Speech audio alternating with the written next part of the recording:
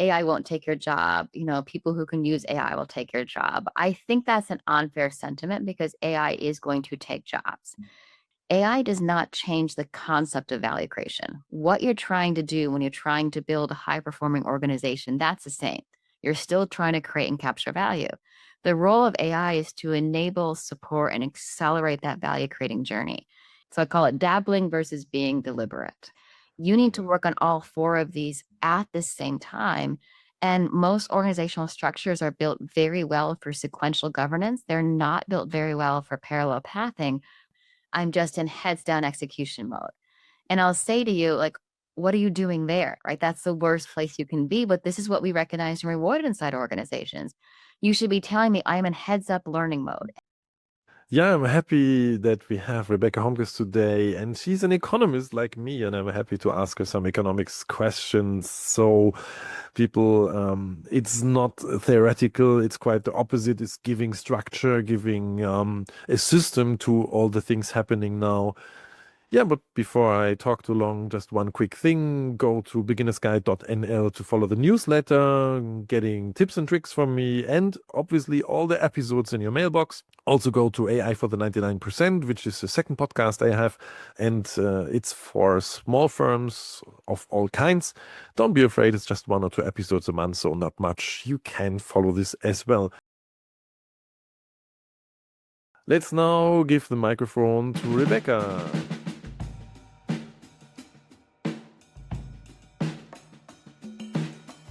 So I can talk a lot about Rebecca, but first of all, welcome to the podcast. Thank you so much for having me. It's my pleasure to be here.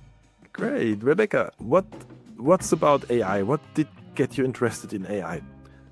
Well, thanks for asking. I didn't start working on AI from a very technical angle. My specialty is growth strategy. So I work with leadership teams and executives all around the world in every industry looking to develop, execute, and innovate on their strategy. And over the past several years, that means the necessity of integrating AI and GenAI and now agents into your value creating strategy. So just like digital technology before, it's the next natural evolution that we can't really speak about growth strategy without speaking about how we're going to use AI to do so. Oh yeah. This is like the next big thing, AI, and it changes things. What would you say? We use AI now, let's say, to do some social media or whatever. But I mean, this is not how AI changes. What's the biggest difference? What makes the Yeah, change? AI is a funny one because what most executives are worried about is making the wrong bets. And in kind of 2022, 2023, we have the launch of ChatGPT, which kind of makes GenAI go from something that we only spoke about in developer data science circles to mainstream. And the top question would be, I don't want to bet on the next blockchain, or I don't want to bet on the next VR or AR. Is this really a thing? And that was an actual question for months in some organizations, up to a year or two. And we can't forget that, right? There's been many times we've been told this will change everything, and not every tech trend does change everything. We're not having that conversation anymore. From N24 and especially into 2025, it was less about, is this the new thing, but how do I get started? Where am I? And kind of what do I do next? Is AI and Gen AI especially, and it's really the combination of the two that changes how organizations create value. What I really want to make sure we anchor on from the beginning is AI does not change the concept of value creation. What you're trying to do when you're trying to build a high performing organization, that's the same. You're still trying to create and capture value. The role of AI is to enable, support, and accelerate that value creating journey. And the organizations that see that as a pathway rather than a standalone AI strategy, those are the ones that are really getting ahead. Yeah, that makes sense. But one thing that triggered me was like I still remember those things. The internet will go away, and Yes. people were afraid or thought about this. And now with AI, it was really quick. So in like 2 or 3 years, people now are sure AI is going to stay, but Mhm. they're still not sure what to do with it. They're still extremely insecure, actually, how to survive the Yeah. thing. I mean, you made a book, Survive, Yes. Reset, Thrive, and Yeah. you wrote it, and so. But this, I find it interesting that now the people are sure it's there, but still they're unsecure what to do. Absolutely. And I love that you brought up that notion of the adoption curve, because the adoption curve has been much faster. And we're continually studying studies. My colleagues from Stanford just published a study this week about the kind of where we are in AI adoption. Is in previous tech, whether it's the mainframe or mobile or the internet, we have in any industry what we call these cost and capability curves, right? Where how much the technology costs versus the capability and adoption. And the actual transformation doesn't happen until both of those curves actually, not to sound too, we'll make it practical in a second, go from kind of linear to exponential, which means they change Mhm. from going from a very incremental change to very quickly. And that's what we saw on the internet and again, every previous technology. With AI adoption, when it became the Gen AI adoption, which is really what we're talking about, because AI has long been adopted inside organizations, a fact that we do forget often in these conversations is Gen AI adoption became an exponential adoption curve quite quickly, right? Mhm. But I really like to parcel adoption as in I'm using it versus adoption, I'm transforming how I do things with it. And we are Mhm. very high up the first adoption curve of people dabbling, right? But people and organizations being deliberate about how they're using GenAI for value creation, we're actually very, very early on that adoption curve. And we sometimes conflate those two. So I call it dabbling versus being deliberate. Yeah, I have this thing that using it for mundane stuff or having the wow effect or something. Yeah, yeah, yeah. It makes Exactly. sense. Yeah. The personal productivity is there. And, we have personal productivity in our personal lives. So we want to kind of bring that into our organizational life. And a couple of things are happening is that the personal productivity is certainly happening inside organizations. But this is really capped, right? So, yes, you're summarizing meetings faster. You're probably drafting or understanding emails faster, maybe making presentations faster. And I don't want to undermine kind of the Mhm. power of personal productivity gains. And we're seeing some team productivity gains. In most organizations, those are remaining capped at the team level, which means that we have lots of pockets of productivity gains, but together we're not actually getting an ROI because we're investing in all of these things which are capped in the team. The other thing, recent studies are coming out that teams are actually not reporting their productivity gains because they don't want to lose team members. They don't want to have their headcount reduced. They don't want to feel inferior, like, oh, if I can say I'm doing it now in X hours versus Y hours, maybe I won't look as impressive before. So 2 points, we're getting the team and productivity gains, but they're being capped. And we're probably underestimating individual productivity because of this underreporting that we're still seeing. Oh, that's fun because I have so many. There's like how if you like have those research Yeah. and they ask, let's say the CEO, CMO, or whatever, how many people in your company use AI, and they're like nobody. And I'm like, okay, probably this Yes. is probably nobody uses this. Yeah, are you sure? Yes, and yeah, totally makes sense. And the reason is a good one because people are afraid. Huh?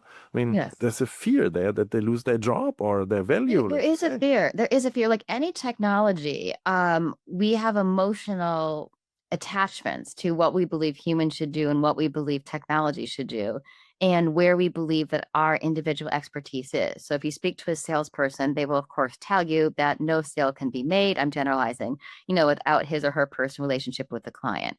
If you speak to a data science, I'm sure they will tell you nothing can be done without their individual contribution to the specific algorithm. Like we all have our biases that way, but compounded, that's why so many of these gains are very much remaining trapped and apart in the organization. And to get on the adoption curve of change versus just the adoption curve of, dabbling, you need to be super deliberate about where we want to put it, super clear about the right metrics. We really have the wrong metrics inside organizations now to really talk about the transformation that we want and empower folks to use it. Organizations need some element of governance, or what we call responsible AI. And the answer is not no governance. People often think, oh, if I don't have governance, people will run off and do crazy things. No, they won't, right? Everyone knows they work in an organization with rules. Yeah. No governance is actually too much governance because you're afraid to do anything, but really finding the right balance of how do we use the public tools versus our proprietary tools to empower people to use them. That's another aspect. So there's lots going on inside organizations to really drive change from this technology versus, again, just these individual productivity gains. How do you start then? I mean, you're in an organization and you Yeah. know you have to do something, but you want to go to the higher level. Yeah. and you have this beliefs in the people. Mhm. This is my value, like you said with the salesperson. It's Yeah. just it has to be me. How do you change that, or how do you implement then AI in a firm, not in a sense of just social media, but higher level? Yeah, and this depends on where you're starting at a team level or a function or a unit level or organization wide. Let's start organization wide, then we can bring it down to what individual folks can do. Is that there's really four planks that need to occur, right? And the first one is the tech platform. A lot of the very sexy, gains that we speak about what AI and GenAI can do necessitate a scalable tech platform with data that speaks to each other across teams and organizations. As you know very well, most of our modern organizations grew inorganically by many mergers and acquisitions, which means in the best of worlds, the data barely speaks to each other, let alone the type of data we need to utilize for AI. So you've really got to prioritize the tech and data platform. Your second plank is the governance I was speaking of. Like you need this appropriate amount of governance for your teams. If you can afford to invest in proprietary tools and have your own custom LLMs, that's great. But then are we banning all public tools or having very specific rules? If we can't afford proprietary tools and we're just using something like a copilot, then I would argue you have to let some public tools be used, but just for different guidance. But who's having those conversations? That's plank two. Then plank three is the capability building. Like it or not, people like you and I speak about this every day. This is a new language for many leaders inside organizations. And we need to acknowledge that and actually invest the time to build this capability. That's plank three. And then plank four, you've actually got to figure out how you're going to transform your performance as an organization with it. And the challenge with these four planks, you've got the governance angle, you've got the tech platform angle, you've got the capability angle, you've got the strategic angle is this can't be done in sequential order. I can't build you a checklist and you get it done piece by piece. You need to work on all four of these at the same time. And most organizational structures are built very well for sequential governance. They're not built very well for parallel pathing, which is a challenge that we have right now. So that's at the organizational level, what we need to do. Now, at the team level, if you're saying, but I don't run the company, no problem, right? The first thing you need to understand is what data can I use? Like that's my data versus, what can I not use? Therefore, I've got to rely on generic stuff from public engines. Do I know what my governance and responsible AI is? Do I have the time? And frankly, I think you need to have the time to invest in my skills. Then being very purposeful for my team. Where am I going to focus on using these tools? Letting everyone figure it out for themselves is usually not the best course of action. Mhm, mhm. Definitely. Yeah. This is like running wild, yeah. But Yeah. do you think it's I mean, let's see, you say that the whole structure, sequential Yeah. versus parallel. I mean, Mhm. we need totally new leadership skills to implement those. A lot of leaders will be able to transform their leadership skills because there's been an element of parallel pathing. But yes, this is, to really lead a high performance organization in the current environment we have, which doesn't just have technological uncertainty, but it has geopolitical uncertainty and Mm, customer and mm, consumer uncertainty is really moving away from these very detailed planning tools into building much more agility into the system. Now, we've made the word agile too much of a buzzwordy term, but agility just means that I'm actually building a strategic plan that can adapt and change as I execute and as I learn. And this can be frustrating because an organizations, once we have a plan, we just want to stick to the plan, commit to the plan, get the plan done. And that mindset of great performance is getting the plan done. We have to push to the side.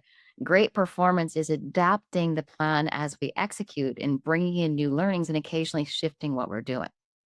oh yeah, that sounds funny because uh, like learning means also making mistakes, and Yes. we all know that organizations don't like people who make mistakes. So Don't like people that have made mistakes. We claim we do. We stand on stages and we say, learn, experiment, try, but we don't recognize and reward that, right? We recognize and reward people who hit their numbers or worked very hard. And so everything from a process, system, governance, and cultural element inside organizations of what we recognize and reward needs to shift if you want to become a high performer in the current world. Now, this is not to mean scary or daunting. This is very mm, achievable stuff, right? But you need to be willing to push aside some of these very detailed planning tools. And, a big element that holds you back is this sunk cost notion. right? Is that, I even see this on the tech platform. You can really spend 6 months, €1 million investing in a tech platform and it becomes antiquated. Now, that happens less times than we think it will. But the leaders who to acknowledge the sunk cost and move on versus so many, I'm sure you've seen this, Deemer, who just lean in and insist on making it work because we've already invested 6 months. This technology is moving very quickly. Yeah. Modularity and agility are your friends. Oh yeah, this is sunk cost. This is a great topic because yeah, we or let's say in organizations, because it's again a thing of mistakes. If it's sunk Yeah, cost, the question is, it's a mistake or it's a learning, or one of the things is we have to move. I mean, we we have to can't move. just Yeah. yeah. So And often you made the best decision at the time, right? yeah. And what's interesting in this world is that being the leader is not always the place to be. Often the leaders, right, are the ones that overinvest because if we go back to these cost and capability curves, if you lean too quickly into some technologies, the cost curve is still linear and the adoption curve is still linear. And therefore, it's very difficult to make moves. And again, this is not new. If we think back to the world of CRM back in the day, Ritz-Carlton very famously really leaned in and built the very first CRM in the hospitality space. But unfortunately, technology moved so quickly that a couple years later, it was antiquated. And what was kind of a differentiator became a very legacy system that was holding them back. And so this is not to move quickly, but being the leader, right? Being a leading organization does not mean being the leader in every aspect that you execute within. Yeah, that's crazy. You have to invent yourself, and inventing yourself Yeah. is for firms is hard. And now with the AI times, Hard. this is quicker. You have to Yeah. invent yourself basically every year. Or I don't know. Then there comes vibe coding. Do you need talking about CRMs? It's just a Yeah. question with the how's it called?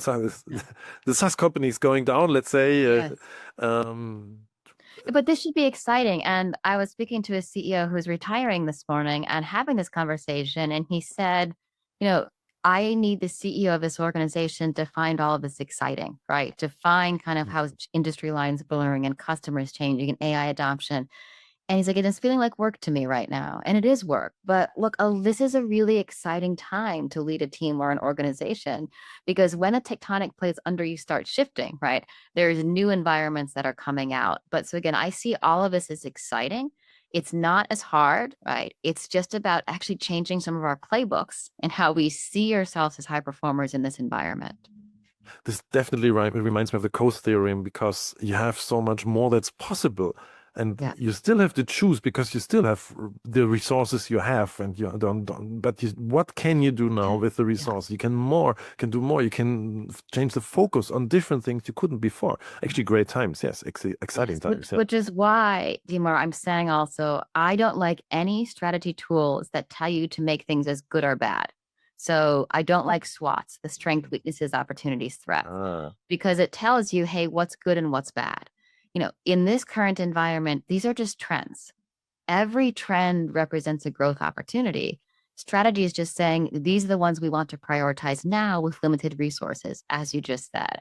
And so anything that asks you to bucket good or bad, strength, weakness, risk, opportunity, that's not helpful. The growth mindset is this is an opportunity set. I'm going to prioritize these opportunities as my biggest growth potential. okay. That's it. Because when I teach entrepreneurs, so I still go through the SWOT analysis. So I know I make enemies from the jump on this one, but think about it again, my growth mindset. I'm mm, asking folks to think about what's good or what's bad. And let's even take the other aspects. Here's the thing, you can have a lot of strengths that provide you no differentiation. I would argue, is it really a strength? Is the same thing everyone else has? Because they'll say, oh, I have a great founding team. So does every other funded startup. I have kind of a customer base. So does every other one. And even more so, you can have a strength that because of how AI is changing your industry is no longer helpful. If you think about the retail space, shelf space in certain retailers used to be a critical strength if you had it. It's irrelevant in some aspect of consumer brands now because you can build $1 billion brand without it. So each of these aspects, the environment, is it a strength? I only care if it's also differentiated. Is it a weakness? I only care if it actually matters to competitive advantage. Is it a threat? Tell me how it's an opportunity instead. Like this is the kind of training that I want our brains to do. Yeah, yeah, great. I just talking about AI, I have to think of Yeah. I have a huge force of programmers. And Yeah. then AI comes vibe coding, and it's not so important to have all those programmers. You have to Yeah. have some, but Of it's not course. Yeah. your the most important thing is, do you have customers? Do you have the relationships? Do you have an idea, Yes. product, whatever? But yeah, totally makes sense. Yeah. Yeah. Are you solving these customer problems that truly need to be solved, right? The technology is rarely the differentiator, right? The criticality and level of problem solution that we are facing in the market, that's the differentiator, right? And we need to kind of shift our focus to how we're thinking about building business too. I'm differentiating on the power of me to solve this deeply held customer problem. Technology is the enabler of how I'm going to do so. Um, But let's say this is this is strategic. Do you Yeah. think it's elementary that like the C-suite, that the CEO, the leaders, they have to be the first one to adopt, Never, to make that never. happen? No. I mean, and it's very rarely that the CEO leadership is the first to adopt a technology. You know, any adoption, most powerful adoption happens from the leaders and managers distributed across the organization, right? Adopting a technology or a theme and then actually bubbling up and us realizing where that change comes from. And then, of course, you'll probably want a bit of top-down buy-in. But if I think about some actually the most powerful, going back to SaaS, some of the most powerful SaaS virality happened with those providers that said, I'm going to stop targeting the CTO or the CIO, and I'm going to target the users because the users have a friction point. We forget, but this is how Slack came into the enterprise. Slack took an exactly different strategic go to market than their competitors. Everyone else was targeting the CTO and the CIO. Slack said, I'm going to go straight to the users with a freemium solution. I'm going to solve a problem that they have. And then their entire enterprise sales strategy was, once they could see a certain number of users in a company were using the free version, they would then go to the C suite and say, hey, you've got X hundred, X thousand people using it. Don't you want the enterprise version? So, no, Dietmar, I would argue, in someone who works with executives, the powerful change happens when they see their organization adopting something which is creating power at their local level of the organization. I heard someone say that the middle management, if you Mhm. think they are the first to adopt, they have the most to Mhm. lose from AI. They are the most fearful. Yeah. Um, so isn't it a problem then? Yeah, this goes into the fixed versus growth mindset. And again, growth mindset is something we very unfortunately made into a bunch of buzzwords over the past couple of years. But if I take a fixed mindset or the scarcity mindset, that there's only so many jobs and there's only so many resources in the organization, then I would rationally push back against technological change. But if I take the growth mindset that technology's role is to enable, support, and accelerate value creation, then why wouldn't I want to be the leader that deployed technology to fundamentally grow my growth opportunities? And this is a challenge. We are seeing, as much as we speak about it in venues like this, the majority of teams and the majority of organizations are using AI tools for productivity, efficiency, and cost reduction. And there's reasons for this. The reasons for this is it is much more measurable, it is much more tangible, it is less politically protected, right, than trying to deal with customers or market growth. But the challenge is it's finite. At some point, I have saved the Mm. cost and I'm done. Whereas if I look at the other aspect of value creation, kind of increasing client and customer willingness to pay, those possible gains are infinite. So if these middle managers we're speaking of, what I call distributed leaders, would shift from using tools just to increase productivity to using tools to increase market opportunity, then your opportunity set is infinite and you've got a whole new mandate in what you're trying to do with your team. Makes also sense in a sense of self-valuation, because now you can serve so many more customers, your Yes. value in the company. I mean, Mhm. you want to probably go higher, and if you can Yes, prove you can do that, I mean, it's a good absolutely. opportunity. Yeah. And again, that's more of your infinite aspect. Is it harder? Absolutely. It's harder because it's less tangible, it's less measurable, and it takes more ideation. But that's also where these tools can help us in each of those aspects. This leads us to a point where I think, okay, is it a bubble or is it not a bubble? Because if I'm now, let's say, what is the distributed leaders? Distributed leader. Yes. And if I'm there and sitting and thinking, huh, should I go in the direction or not? Yeah. If it's a bubble, it might be that I go in the wrong direction. So should I hedge my bets, or what should I do? Mhm. So whether or not we're in an AI bubble depends on how we define bubble, which I know I sound like a very cliche economist to answer the question that way, but that is the answer is how you define bubble. So first of all, our disclaimer, we're not giving investment advice, right? We're having a strategic conversation. I'm not giving anyone investment advice. If I look at what constitutes a bubble, we look for a couple different things. We look for concentration. Are a few kind of companies or stocks in the stock market heavily concentrated in this industry? That passes it very clearly. 10 companies represent, over 40% of the market, the majority of the gains. So it passes that aspect. I then look for valuations. Do we have frothy valuations? Now, these companies are trading anywhere between like 15 and 20 times forward earnings. That's frothy, but we saw worse before in the original tech Yeah. bubble. Right. I next look for circular deals, which means you're a company, I'm a company, you pay me money, I pay you back in services, we pay someone else. We've got lots of money moving across a couple companies, but not really actually exchanging anything. We're seeing circular deals, which are pumping up valuation, but it's not, but unlike the early 2000s, we're actually seeing solutions being traded as well. So kind of give that a half a pass.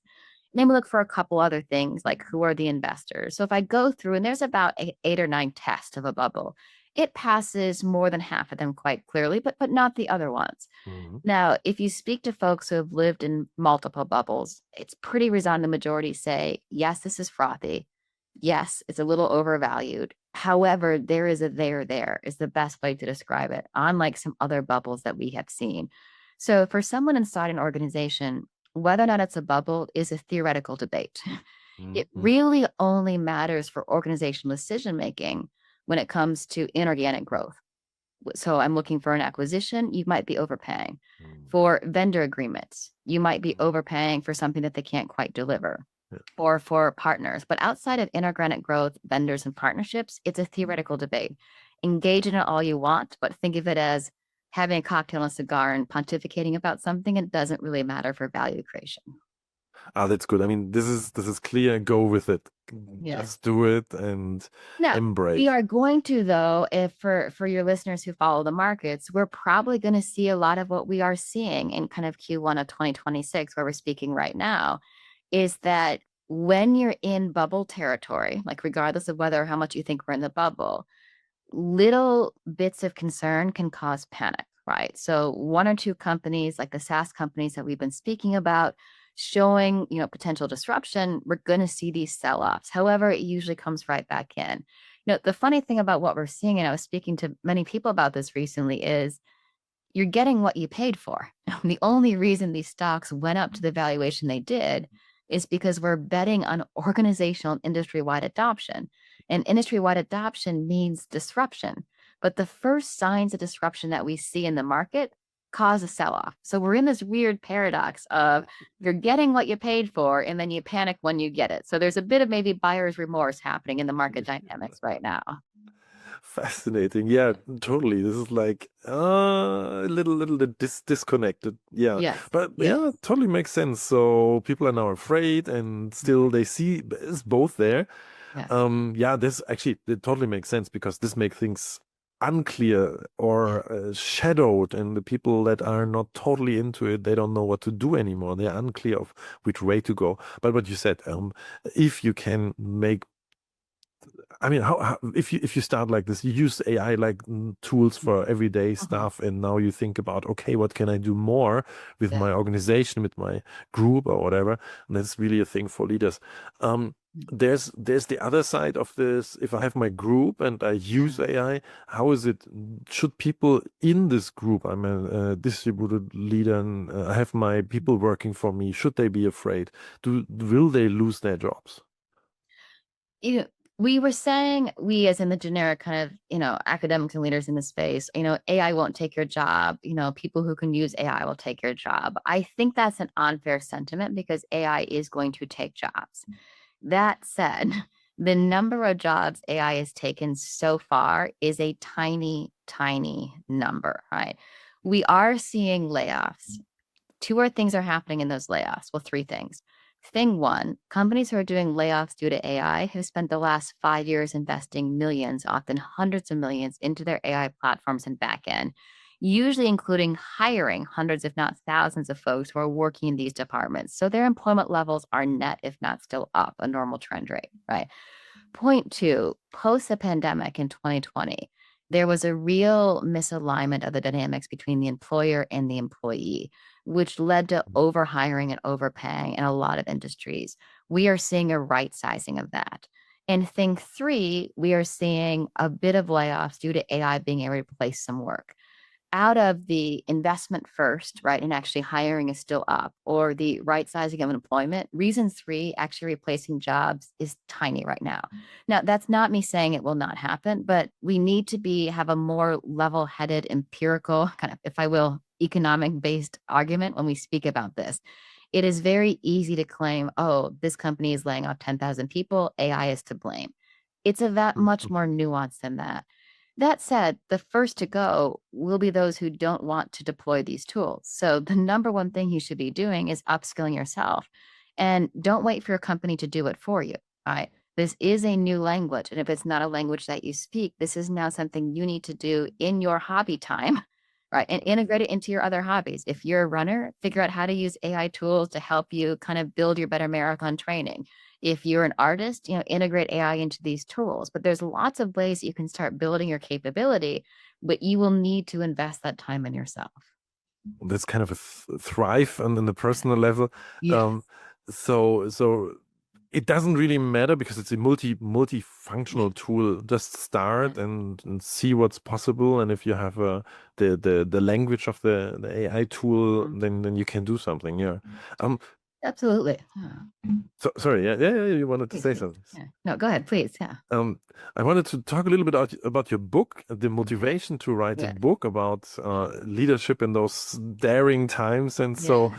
can you tell us something about that? Yeah. I wrote the book about disruptions that happen. And this could be Brexit, which I was in the UK during. This could be the COVID pandemic. This could be technological disruption, or really any major shift. And what I found happening when these major shifts occur is people who call themselves entrepreneurs flip out. And if we think back to even the beginning of the pandemic, many CEOs would tell me, why me? Why now? This isn't fair, right? Everything was going so well. Why do I have to face this? And my argument is you can't call yourself an entrepreneur if you can't lead a company through all times. And the second thing I really saw was we are actually terrible at handling uncertainty. A lot of teams are actually Yeah, great at yeah, handling crises. And I get this all the time. Leaders will tell me my team is great in a crisis. We love a crisis. So teams are actually really good at the extremes in really yeah. frothy times and in bad times. But the majority of the time is not one of those times. It's actually very foggy. It's a lot of uncertainty. And because uncertainty means I can't predict the future, I make uncertainty like the bad times. And what we see in uncertainty is people implement their recession playbook, and that's the worst playbook for uncertain times. So, long preamble to say that I wanted a playbook for the uncertain times, not just the good times, not just the bad times, but how do I think about this end to end growth journey when times are not predictable? And that's this three-part journey of survive, reset, and thrive. I survive, I stabilize because I've been punched by the market. I reset, which means change. Then I can go back to thriving again. And the key challenge is the reset is the power move. There's many conferences or newsletters who will tell you don't just survive, thrive, or you've got to survive to thrive. It misses the fundamental point of growth and performance. The reset, we're prepared to change our organization to adapt to the new times. That's the power move. And that's where the majority of the book focuses. Yeah, that's great. Yeah, no, this is like this. I love it because uncertainty. I mean, economist myself, uncertainty is one of those things where people are. I mean, but one has to just see relationships. The worst thing is you're on a date and the person doesn't call back. What happens? And the people they go crazy because they don't Yeah. know. And Yes. maybe the person's just following the rule, not call in 24 hours and Oh, such whatever. a great metaphor. Yes, yes. But that uncertainty causes this paralysis and this emotional fatigue. And it's the same thing that happens inside organizations.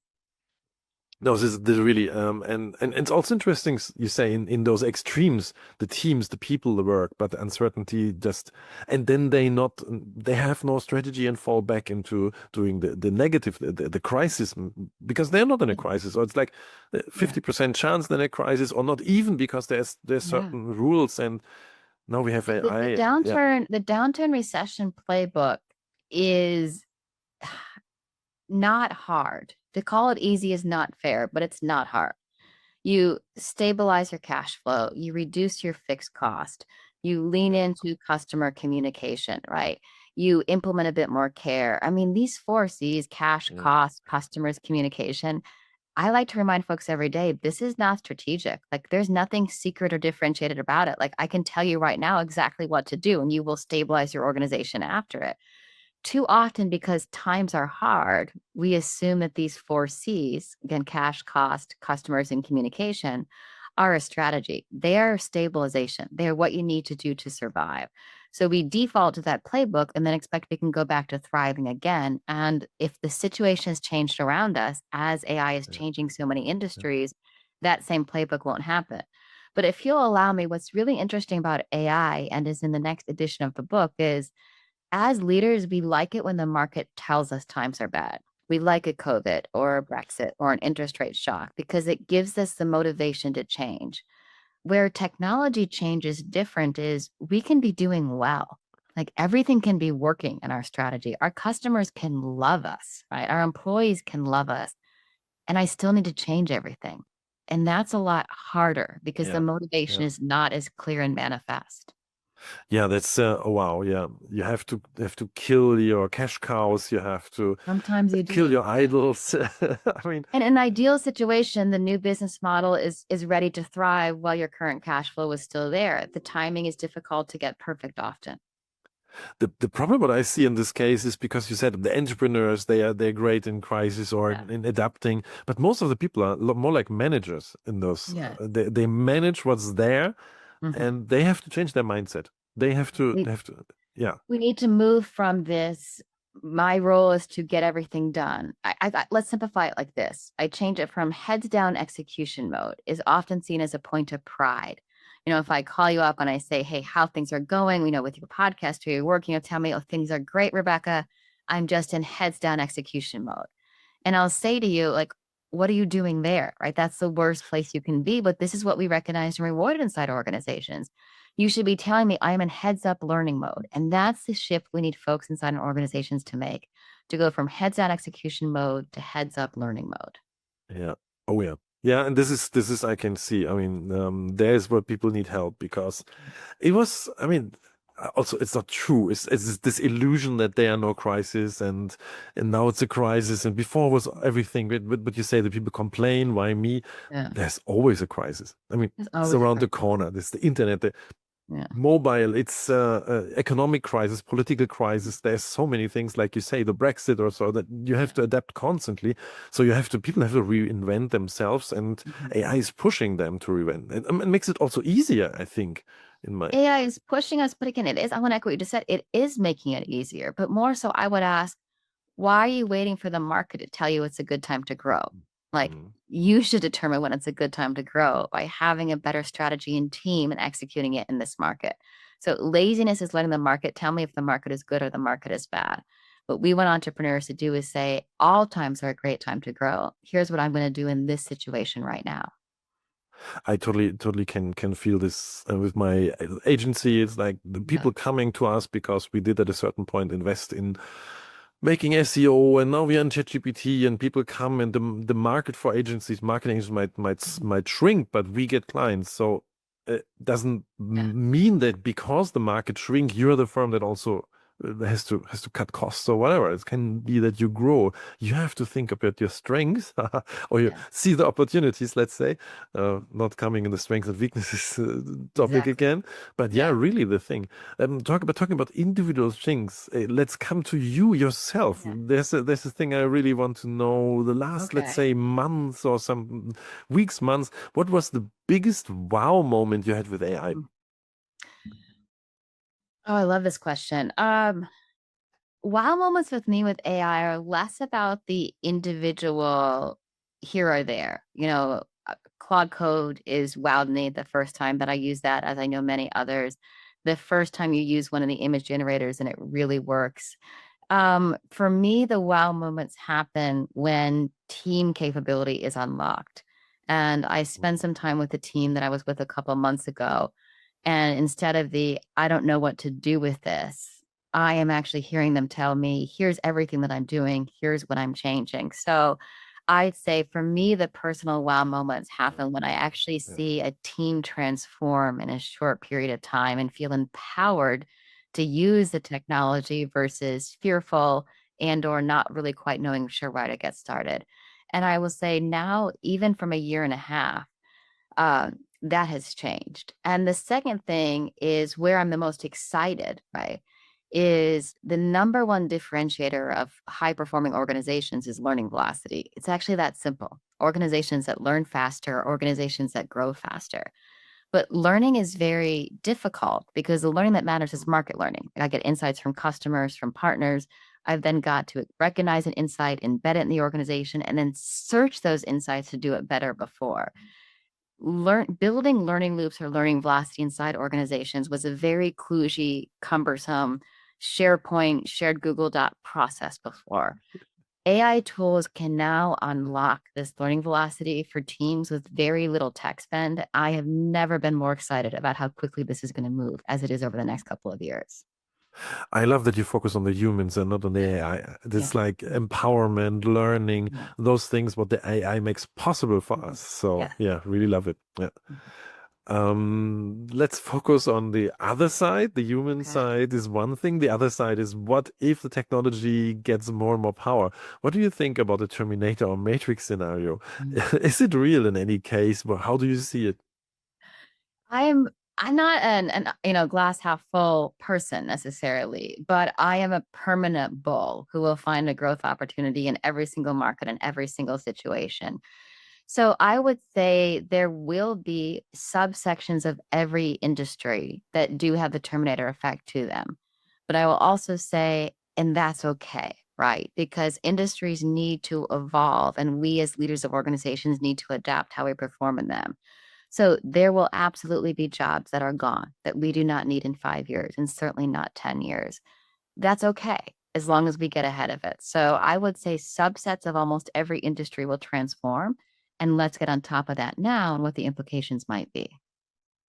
I have Yeah. this Clay Shirky example in my head there. The printing press destroyed the jobs of the monks, and one of the Yes. bishops, he wrote a book against it. How did he publish it with a printing press? With the printing So, press. Yes. yeah. Yes. So, Yeah. And again, and that's okay, right? We used to have the role of the computer inside the organization was the person who sat in the room and typed up all the notes, right? We have now evolved that. We used to have switchboard operators who actually put wires into different pieces. We've evolved those roles as well. And again, all of these things are okay as long as we are thoughtful about the structural shifts that are occurring in our economy and how we want to deal with them. I only get fearful when I don't believe our current group of leaders is going to have the thoughtful, needed conversations. as you turn the whole thing so positive, what do you think? What do we as humans? Where should we focus on? Where are our biggest strengths? Where can we adapt, or you say roles go? As you're also an economist, Yeah. what's to do for us? The it's going to sound cliche, but we're going to make it practical. The learning velocity and the adaptability, right? Is that really building a skill set or a capability that I can repurpose how I create value in an organization, or being the fast to learn what the organization needs right now. The role of the generalist is going to move away in many organizations. We will have less need, which doesn't mean no need, but less need for generalists. When I'm speaking to kind of heads of talent at large organizations, I say I can almost bucket what you need in terms of hiring into two. You need one, which is a very specific tour of duty. This person is going to come in for 18 months max to transform our tech platform. That's a tour of duty. I have a specific thing I need you to do. And when that thing is done, I don't need you as part of this organization. The other is what I call repurposability. So I can repurpose you across the organization. So as how I create value changes, you as a leader can keep changing how you help us. And if I like to think about that funnel and deciding as an employee, do I want to be an excellent specialist, but be willing to change what I'm a specialist in? Or do I want to build this skill set that I can very quickly redeploy across the organization? But really being thoughtful of that is what I'd encourage folks to think about. It's interesting because I always thought the generalist would be the one that comes, but it's like a specialist, but let's say someone who learns a lot. A specialist with high learning velocity. That's the Yeah. sweet spot. Yeah. Ah, yeah, Yeah. interesting. Wow. I made an episode about why the generalist is coming. I might have to revisit this one. Interesting. Yeah. Rebecca, one last thing. Where can we find you? Where can we get your book? Yes, so you can go to RebeccaHomkes.com. That's RebeccaHomkes.com, or SurviveResetThrive.com. On both of those websites, but I'm sure we'll put in the notes, you can link directly to get the book in your bookseller of choice, whether that's Amazon or somewhere else. And you can also sign up to my monthly newsletter where I round up a take from my economist point of view, what's going on in the macro world. I write a blog for my managers and leaders, and I do a roll up of the press that I've done. So I'd encourage folks who want to hear more. I send in a once a month newsletter where I cover all of these topics. I find that's really important, Yeah. people out there. The newsletter is there because many people talk about AI and many have their own agendas, like the people from the big tech companies. Then there's the people, the techies, it's themselves, they have their problems. Then the business people, an economist perspective. That's the whole world in the whole economy together. I will definitely get your newsletter Please and check yeah. it out. Yes, I was trying to, we're in a really messy world where there's much more noise than nuance. And that's part of what I see my job is help you filter out the nuance across all the noise. What do you really need to bring into your organization? Oh, cool. Yes, that's good. Yeah, because uncertain times and the more certainty, the better, because you need some certainty out there or, yeah, some But guidance. that's a great point to end on as well. I know we're wrapping is that this can be really powerful as a leader. We tend to only talk about what's changing. And in the world of AI, everything is always changing. It's okay to re-anchor your team on what's not going to change, right? Customers still want a value proposition, right? Employees still want to work for a company that kind of aligned with what they want. And I like to end meetings with, okay, what are 2 or 3 constants that we're going to be seeing and not always focusing on the change? That regrounding can be very helpful to get some perspective. Oh, that's great. Don't be the headless chicken running around, but see Exactly. what changes, what not changing, and what Yeah. keep. Oh, great advice. Thank you, Rebecca. That was a great interview. Thank you for your insights. Thank you so much for having me. Yeah, thank you again, Rebecca. And I think the most important thing is that if you have uncertain times, you shouldn't follow crisis mode. You should see the opportunities. You should go for what's there. You should grab the opportunity. And in this case, use AI, and not just use AI like everybody else to make a social media post or write an email, but try to aim for higher ground for what can you do more to get yourself, to get your organization ahead. I think that's really the possibility. Exciting times. Use it, do something with it, and yeah, that's the most important thing. Thank you for staying to the end of the podcast. Please go to beginnersguide.nl and follow the newsletter. That's a great step to get all the episodes in your mailbox. One last thing, and this is the thank you. I have to thank Andrea Andreescu, Lotte Braun, and Melanie Westermann for making this podcast possible and their help. And now it's Dietmar from Argo.berlin signing off.